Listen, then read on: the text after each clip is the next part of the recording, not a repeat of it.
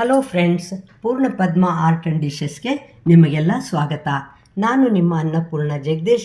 ಇವತ್ತಿನ ದಿವಸ ಒಂದು ಹೊಸ ರೆಸಿಪಿ ನಿಮಗೆ ತೋರಿಸ್ತಾ ಇದ್ದೀನಿ. ಏನು ಆ ರೆಸಿಪಿ ಅಂದರೆ ಬಟಾಣಿ ಉಪ್ಪಿನಕಾಯಿ ಅಂತ, ಬಟಾಣಿ ದಿಢೀರ್ ಉಪ್ಪಿನಕಾಯಿ ಅಂತ ಹೇಳಿ ನಾನು ತೋರಿಸ್ತಾ ಇದ್ದೀನಿ. ಇವಾಗ ಬಟಾಣಿ ಸೀಸನ್ ಅಲ್ವಾ, ತುಂಬ ಚೆನ್ನಾಗಿರುತ್ತೆ. ಟೇಸ್ಟ್ ಅಂತೂ ಎಷ್ಟು ಸೂಪರಾಗಿರುತ್ತೆ ಗೊತ್ತಾ. ಸ್ವಲ್ಪ ತಿಂತೀವಿ ಅಂತ ಅನ್ನಕ್ಕೆ ಹಾಕ್ಕೊಳ್ಳೋರು ಅದನ್ನು ಅನ್ನಕ್ಕೆ ಅಥವಾ ರೊಟ್ಟಿಗೆ, ಯಾವುದಕ್ಕೆ ದೋಸೆಗೆ, ಎಲ್ಲದಕ್ಕೂ ಇನ್ನೂ ಜಾಸ್ತಿ ತಿಂತಾರೆ. ಖಂಡಿತ ಡಬ್ಬಲ್ ತಿಂತಾರೆ. ನೋಡ್ತಾಯಿರಿ.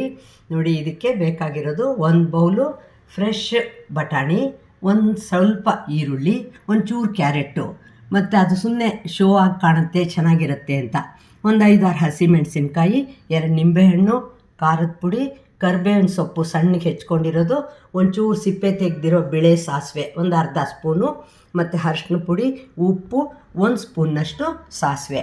ಇಷ್ಟಿದ್ರೆ ನೀವು ದಿಢೀರ್ ಬಟಾಣಿ ಉಪ್ಪಿನಕಾಯಿನ ರೆಡಿ ಮಾಡ್ಕೋಬೋದು. ನೋಡಿ, ಇದಿಷ್ಟು ಸಾಮಗ್ರಿಗಳನ್ನ ನೀವು ಮೊದಲು ರೆಡಿ ಮಾಡ್ಕೊಂಡ್ಬಿಡಿ. ಮೊದಲು ಒಂಚೂರು ಎಣ್ಣೆ ಒಗ್ಗರಣೆಗೆ ಇಟ್ಕೊಳ್ಳೋಣ. ನೋಡಿ, ಎಣ್ಣೆ ಕಾಯ್ತಾ ಇರೋವಾಗ ನಾವು ಈ ಸಾಸಿವೆ ಇಟ್ಕೊಂಡಿದ್ನಲ್ಲ ಇದನ್ನು ಹಾಕಿಬಿಡ್ತಾಯಿದ್ದೀನಿ. ಅಂದರೆ ಸಿಪ್ಪೆ ತೆಗೆದಿದ್ದ ಸಾಸಿವೆ ಇದೆಯಲ್ಲ ಅದನ್ನು ಅದಕ್ಕೆ ಹಾಕಿಬಿಟ್ಟು ನಾನು ಒಂಚೂರು ಹಿಂಗನ್ನು ಹಾಕ್ತಾಯಿದ್ದೀನಿ. ಈ ಥರ ಹೋಟೆಲ್ ಸ್ಪೆಷಲ್ ಹಿಂಗು ಬಳಸೋದ್ರಿಂದ ಸ್ವಲ್ಪ ಅದು ಸ್ಮೆಲ್ ಚೆನ್ನಾಗಿರುತ್ತೆ.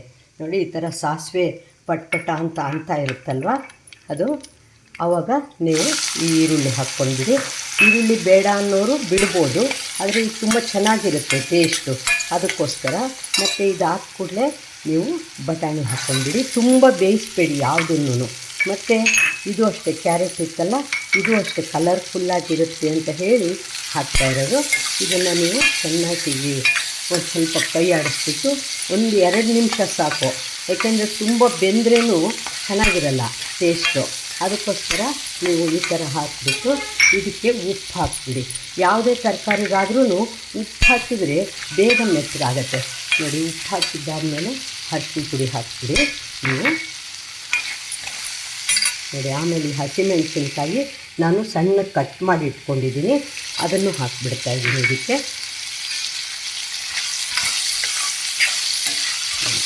ಇಷ್ಟಾದಮೇಲೆ ಇದಕ್ಕೆ ಖಾರದ ಪುಡಿ ಹಾಕ್ತಾಯಿದ್ದೀನಿ, ಮತ್ತು ಕರಿಬೇವಿನ ಸೊಪ್ಪು ಹಾಕ್ತಾಯಿದ್ದೀನಿ.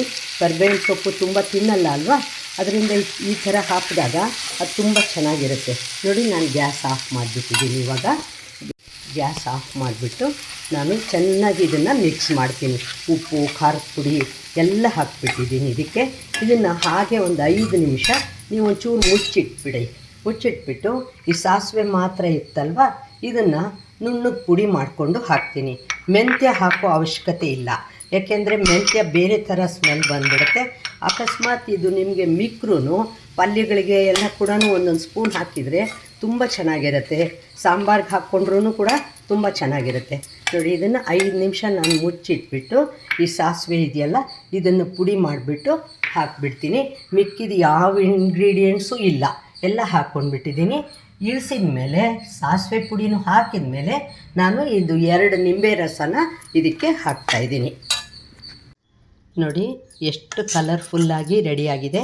ಒಂದು 5 ನಿಮಿಷ ಅಷ್ಟೇ ಬಿಟ್ಟಿರೋದು ನಾನು ಗ್ಯಾಸ್ ಮೇಲೆ. ಅದನ್ನು ನಿಂಬೆ ರಸ ತೆಗೆದಿಟ್ಕೊಂಡಿದ್ದೀನಲ್ವ, ಅದನ್ನು ಇಳಿಸಿದ ಮೇಲೆ ಫುಲ್ ಎಲ್ಲ ಸ್ವಲ್ಪ ಮೆತ್ತಗಾಗಿದೆ ಅಂದಮೇಲೆ ಹಾಕಿಬಿಡಿ.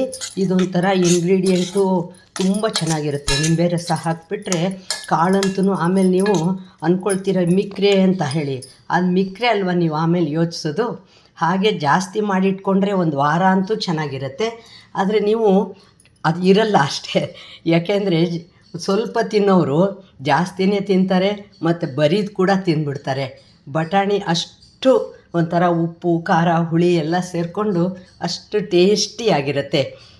ನೀವು ಮಾಡ್ತೀರಲ್ವ ಬಟಾಣಿ ದಿಢೀರ್ ಉಪ್ಪಿನಕಾಯಿನ.